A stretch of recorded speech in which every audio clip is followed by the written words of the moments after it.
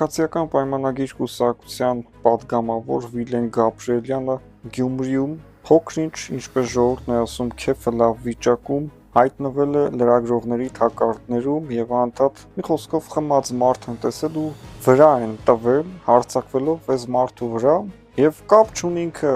որ կուսակցության պատգամավորը, կապ չունի ինքը ինչ էր խոսում ընդհանրապես կիրակի օր մարդը գնացել էր հանգստանալու, խմել էր նաեւ եւ այդ ընթացքում լրագրողները վրա են տվել։ Էլ չենք ասում թե դուք ինչ եք անում, կազինոներում ոնց եք պետական բյուջեն կրվում, ձեր նարկոման շրջապատները, երբևիցե այդ լրագրողները տեսել են իրենց ղեկավարներին, իրենց ֆինանսավորողներին քթերը քաշած եւ պոլերին թավալ գալուց։ Թող այդ նկարեն ու հանրությանը ցույց տան, ոչ թե ինչ-որ մեկը խմել է, հիմա ով չի խմում։ Եվ ցավն է, որ այդ են ներկայացնում ժողովրդին, դրանով ոչ իրանց ռեյտինգը իջնելու է եւ ոչ էլ բարձրանալու է։ Դա նորմալ երևույթ է, դա քաղաքական ինչ-որ գործնեություն չի, որ ձախողվեց դա, ուղղակի կիրակի օրով մարդը գնացել էր հանգստանալու, հիմա խմել է, դա նկարելը եւ ցույց տալը լեկտիվություն է։ Սերժ Սարգսյանը, որ հանգստանում էր Մոնտե Կարլոյում, որևէ մեկը նկարեց եւ գցեց համացանց եւ դրա մասին տարածվեց տեղեկատվություններ, թե Սերժ Սարգսյանը ինչպես էր հանգստանում, խմում էր, թե ուրիշ բաներ էր անում, դրա մասին ոչ մեկ չիմացավ։ Իսկ ինչ վերաբերում է Գյումրիի ընտրություններին, քաղաքացիական պայմանագիր կուսակցությունը հավաքել է ամենաշատ ձայները, բայց չի կարողացել 50%-ից ավել հասնել եւ եթե այսօր ընդդիմությունը ամբողջությամբ միավորվի, կկարողանան քաղաքապետ ընտրել ըստ էության Վարդան Ղուկասյանի նախկին քաղաքապետին եւ ԿՊ-ն կդառնա այժմ, եթե այդպես պլանավորվի, ընդդիմություն։ Վարդան Ղուկասյանը ինչպես է աշխատելու այսօրվա կառավարության հետ, չենք կարող իհարկե ասել, թե դա ինչպես կլինի, որովհետև շատ բարդ է։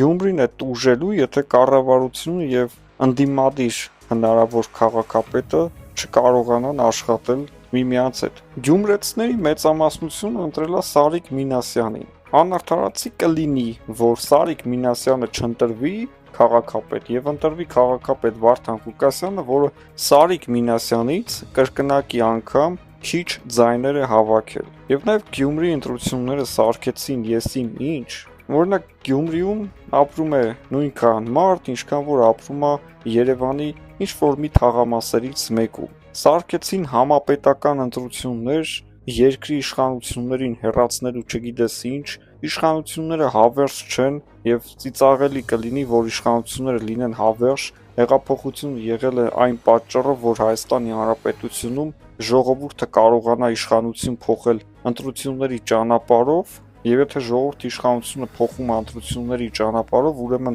մենք երջանիկ պետքա լինենք, որ հեղափոխության արդյունքները ստացվել են։ Բայց երբեք չպետք է իշխանությունը փոխանցվի այնպիսի մարդկանց, որոնք իրանց տարիներին կեղծել են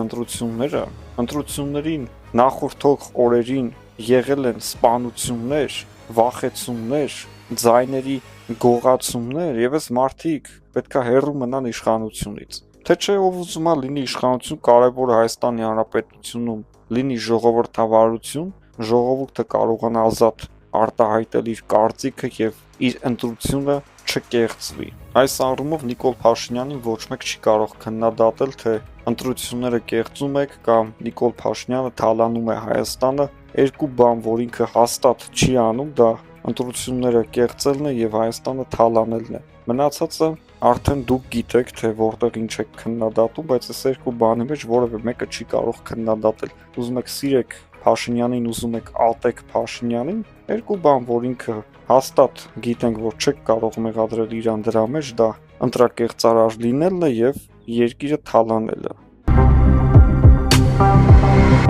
Եվ այսպես ուշադրություն, Բաքվի իշխանությունները պնդում են, որ Ռուսաստանի ներկայությունը Ադրբեջանում պետք է վերանա։ Նրանք արդեն իսկ որոշակի քայլեր ձեռնարկել են եւ հասել են հաջողությունների։ Ադրբեջանը շարունակաբար տրորում է ռուսների ոտքը, բայց մեղավորները ըստ ռուսների հայերն են։ Ինչ է կատարվում եւ ինչպիսի իրադարձություններ է զարգանալու մեր տարածաշրջանում։ Նախ սկսենք դրանից, թե ինչպես Ադրբեջանին հաջողվեց բարեհաջող կերպով ազատվել ռուսական ներկայությունից, որը Հայաստանի Հանրապետությունը անկախությունից ի վեր փորձում է, բայց չի կարողանում, չի ստացվում դա մեր մոտ։ Նախ փակվեցին ռուսական այն ալիքները Ադրբեջանում, որոնք նյարդայնացնում էին Ադրբեջանի այսօրվա իշխանություններին։ Հետո փակվեց ռուսական տունը։ Ադրբեջանական իշխանությունները բավականին լարված հարաբերություններ պահեցին ռուսների հետ այն բանից հետո, երբ որ ռուսները ռմբակոծեցին ադրբեջանական մարդատար ինքնաթիռը, որի արդյունքում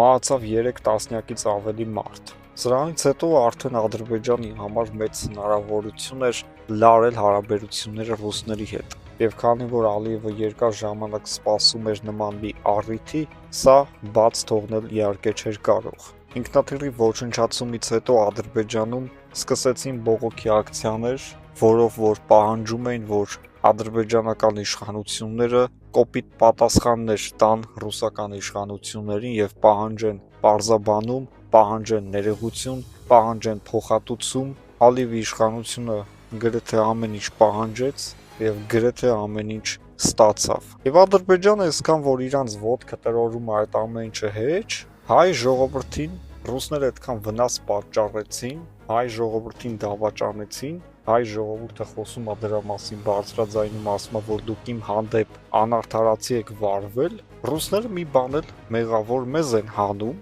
չտեսնելով այն, ինչ որ այսօր Ադրբեջանը անում է իրանց գլխին։ Եվ մի բան էլ կա զարմանալի, որ այդքան Ադրբեջանին ռուսները օգնեցին, բայց այսօր ադրբեջանցիները կրկին համարում են, որ ռուսները իրենց թշնամիներն են եւ ռուսները պետքա լքեն Ադրբեջանը։ Նույնիսկ ռուսների արածը, որ Լեռնային Ղարաբաղը տարան նվեր տվեցին, հայերը փողը տվեցին, զենքը չստացան, որի արդյունքում բավականին տուժեցին։ Հայերի նկատմամբ բազմաթիվ ագրեսիվ հայտարարություններ ռուսների կողմից, այսինքն սա նվեր է Ադրբեջանում, եւ Ադրբեջանը այդ նվերները ընդունում է եւ կրկին ռուսներին ուղարկում գրողի ծոցը, որին ի պատասխան ռուսական իշխանությունները որևէ քայլ գործողություն չեն ձեռնարկում եւ կուլ են տալիս այն ամեն ինչը, ինչը որ Ադրբեջանի իշխանությունները եւ Ադրբեջանի հասարակությունը իրականացնում են ռուսների դեմ։ Այսօր անընդհատ բողոքի ակցիաներ են, որ ռուսներին հանեք մեր երկրից, մենք չենք ուզում